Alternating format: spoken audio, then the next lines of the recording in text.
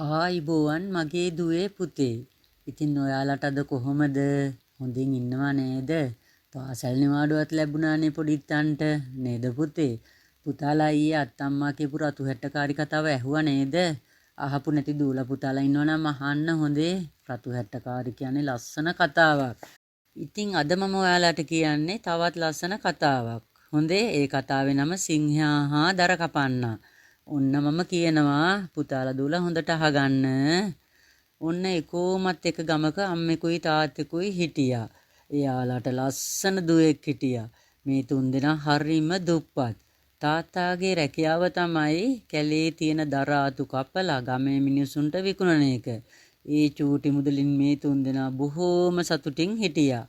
එක දවසක් මේ තාත්තා කැලේ දර කපන්න ගියා. දර කපමින් සිටින අතරේ මෙතනට සිංහෙක් ආවා.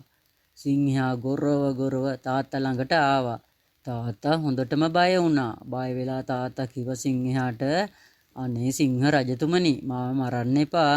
මම ඔබතුමා ඉල්ලන ඕනම දෙයක් දෙන්නම් කියලා කීවා. එතකොට සිංහයා කියනවා හොඳයි. උඹට ලස්සන දුවෙක් ඉන්නව නේද? මම එයාව දැකලා තියෙනවා. මට එහෙනම් එයා විවාහ කරලා දීපන් කියලා සිංහයා කීවා. එතකොට මේ දර කපන තාත්තා සිංහයාගෙන් බේරෙන්න උපායක් කල්පනා කරා. තමනුයි තමයාගේ දියණියයි දෙන්නම බේරෙන්න එපාය. ඉතින් මේ දර කපන තාත්තා සිංහයාට කියනවා සිංහ රජතුමනි ඔබතුමාට මගේ දුව බොහෝම කැමැති. ඒත් එයා ඔබතුමාගේ දත් වලටයි නියපොතු වලටයි ගොඩාක් බයයි.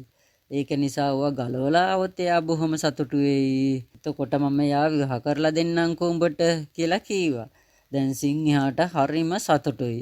එයා දත් හා නියපොතු ඔක්කොම ගලවලා හෙට එන බව කියා මේ දර කපන තාත්තව මුදා හැරියා.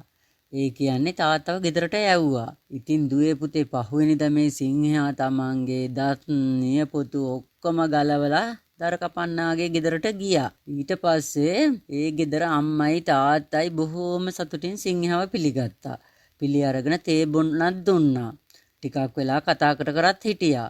ඊට ටික වෙලාවකට පස්සේ මේ සිංහයා අහනවා "කෝ මේ ඔයාලාගේ ලස්සන දුව? එයාව එක්ක එන්නකෝ මට බලන්න" කියලා. මම ගොහින් එක්ක එන්නම්කෝ කියලා ගෙට ගිය තාත්තා ගෙට ගිහින් දොර පොල්ලකුත් අරන් ආවා.